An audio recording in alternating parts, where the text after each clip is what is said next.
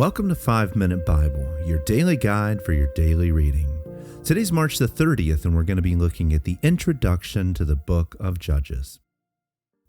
Now today we begin the book of Judges, and immediately we feel the shift in redemptive history. Joshua ended with land secured and the tribes settled and the covenant renewed. And the promises given to Abraham had taken visible shape. But Judges shows us what happens next in the story of the people of God, when the people inherit the promise and yet they begin to forget the God who gave it to them. The book opens after Joshua's death with a new generation rising that did not know the Lord as their fathers did. The conquest that had begun was left incomplete, and the enemies that were meant to be driven out were allowed to remain, and what Israel refused to destroy eventually destroys them. What follows is not merely political instability, but it's a covenantal unraveling. The book of Judges follows a very deliberate cycle, but it's not a stable one. It's a downward spiral that sinks deeper and deeper with every repetition. The people abandon the Lord, and then they give themselves over to idols. And then God hands them over to oppression and slavery, and in their misery they cry out. Then in his mercy, God will raise up a judge and a deliverer who rescues them, and the pattern repeats over and over and over again, because they don't learn. They forget, and they fall again and again and again. And each time the cycle returns, it comes with greater corruption, deeper compromises, and even darker consequences.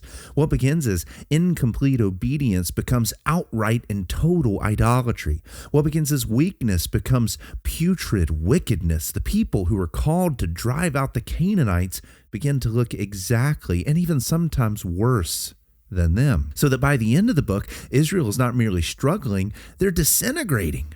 Violence fills the land, sexual perversion is normalized, civil war erupts, every tribe is nearly wiped out. The covenant people have become a covenant-breaking people, and that refrain explains everything that is repeated in this book again and again. There is no king in Israel, and everyone did what was right in his own eyes. This is not a story of freedom. Judges is a story of their absolute and total collapse. So as you walk through the book of Judges, I want you to ask the following question. What happens to the people of God when they abandon his word and they forget his works? Because the book shows us that the drift is never neutral. When God's people turn from him, they don't remain steady, they descend into chaos. And that leads us to the major themes of the book. The first one being covenant failure. Israel doesn't drive out the nations, and what they tolerate, they eventually imitate. Second theme is the spiral of sin. The pattern repeats itself relentlessly. Rebellion leads to oppression leads to crying out leads to deliverance, and then deliverance leads to forgetfulness. But each time the cycle turns, the people are hardened even further instead of turning to the Lord their God. The third theme is corrupted deliverers. The judges are instruments of God's mercy, but they grow increasingly compromised as the book continues. The leaders begin to reflect the brokenness of their people, showing that the problem is not only what's going on around them, but what is happening within them. And then the fourth theme in the book is the absence of a king. Without righteous rule under God, the people do not drift towards goodness, but they actually plunge further into chaos.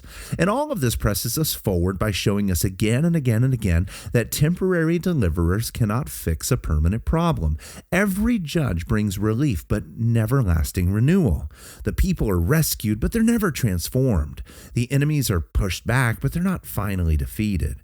And the cycle continues grinding on without end. And it creates a growing expectation for something better, something greater, not just a deliverer, but a righteous king, not just rescue from enemies, but rescue from sin itself. And that's exactly what Jesus Christ came to accomplish. Where Judges gives us repeated temporary acts of limited salvation that are plunged back and forth again into idolatry, Christ brings final and decisive redemption. He doesn't merely interpret the cycle, he breaks it. Jesus, the true and the better deliverer, doesn't merely rise for a moment and then fade. He conquers sin at its roots. He defeats death itself, and he establishes a kingdom that cannot collapse back into chaos because he's the one who reigns over it forever. Where every judge fails, Christ the perfect judge will reign in perfect righteousness. And the book of Judges leaves us longing for that kind of king, and the gospel delivers that kind of king to come, but it will be further down in the story. So as you read Judges, I don't want you to soften it. The book is meant to unsettle you. The book is meant to shock you. There are some really awful moments in the book of Judges, and I would say maybe even the darkest moments that happen in the Bible happen in this book. It exposes the true nature of sin, the danger of compromise, and the speed at which the covenant people can fall when they neglect their God. But I do not also want you to miss God's acts of mercy. Even in the downward spiral, he continues to hear their cries and raise up deliverers, and his patience is as real as their rebellion. Now, in just a moment, we're going to begin looking at Judges 1 through 2, where the failure to fully conquer the land sets the stage and the cycle is established and the descent begins. But with that, read your Bible carefully, devotionally, and joyfully, and may the Lord use his word to sanctify you completely, and we will continue our journey tomorrow. God bless you.